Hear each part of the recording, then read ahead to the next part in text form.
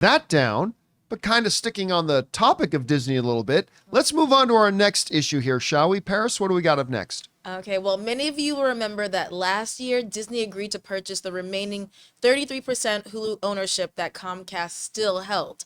However, the two sides have never been able to agree on how much Comcast's one-third ownership was worth. Disney put down $8.61 billion. Billion, but now may have to give Comcast another $5 billion. So, John, break down why Disney may still owe more for something they already bought. Okay, so this is a little convoluted, the way that, so you guys remember, Hulu used to be this, it was the Village Bicycle. Everybody had a ride. Like, everybody owned Hulu together, right? It was like Fox and Disney and Comcast, Universal. They all owned it. Well, then Disney bought Fox. And all of a sudden, Disney was the majority shareholder, they were the de facto owner now of Hulu, although Comcast Universal still technically owned 33%. They still owned 1/3. And they had it in their contract that at some point in time, which was in 2023, they could trigger a sale where either Disney had to sell their shares to Comcast or Comcast was going to sell their shares to Disney. Comcast opted to share their shares to Disney. But then, how much is it worth? How much is Hulu worth? Because if I'm going to give you 1/3 of Hulu, because I own, if I'm NBC, Universal, Comcast, I own 1/3 of Hulu. Well, we got to figure out what Hulu is worth so I can know what my 1/3 is worth.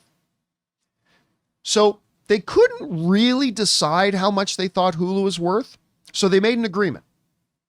Tell you what, let's just come up with a number and then we'll execute the deal, but we agree to evaluate the cost. We'll study and evaluate what the worth of 1/3 of Hulu is, and then later we will adjust how much we pay you.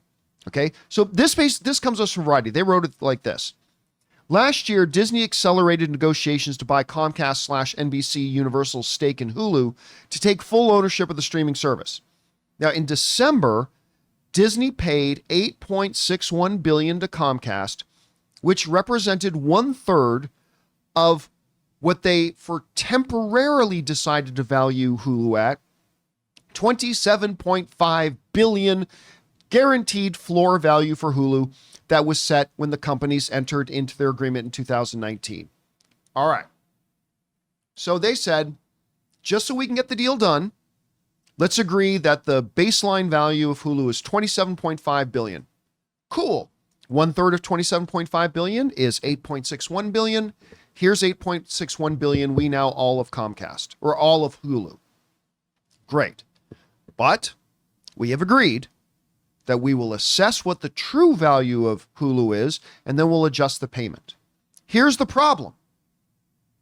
Disney hired their own third-party assessors, and Comcast hired their own third party of assessors. Quelle surprise, the Disney's assessors valued Hulu a lot lower than what Comcast's assessors valued it. They didn't publicly tell us the numbers, but they were way far apart. Their agreement said if Disney's assessors and Comcast assessors came within 10% of each other, then they would just split the difference. But if they don't come within 10% of each other, which apparently they are way apart, then the bank will assign a third-party assessor to come in. And here's how it's going to work. It's kind of really weird. So, Disney, Comcast, and now the bank. They all now have their own assessors in there, right? So just going to make up some numbers here because they didn't publicly give us the numbers. So we're just going to make up a couple of numbers here. So let's, for argument's sake, that Disney's assessors said the value is $27 billion. Well, that's more than the 27.5 they said. So that was a guaranteed floor. So Disney's going to say, we don't have to give you any more money. We already paid you 1/3. Okay, that's fine. Well, Comcast, their assessors say, I don't know, $45 billion. Well, clearly they're more than 10% apart. So now what's going to happen is this. The bank's assessors are going to come in and let's say for argument's sake, they say the thing is worth, I don't know, 40 billion. I'm not saying they will. This is all just for discussion, okay? The way the agreement works, and I said this is a little convoluted.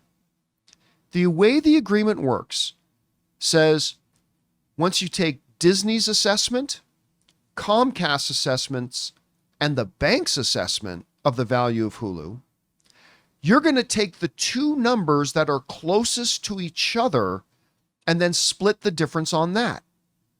In this case, the bank's 40 billion is closer to Comcast's 45 billion. Therefore, they would split the difference and ultimately say final cost or final value. They're going to split the difference on that, the difference between 40 and 45 and say, okay, we're going to call the value 42.5 billion. Now, if the bank's assessment was closer to Disney's assessment, they'd split the difference between the bank and Disney's, but they're not. So we're now going to have to wait and see what the bank's assessors are going to come out and say. But the bottom line is this. Disney is going to have to pay more money. And it could be, says Disney, up to 5 billion more.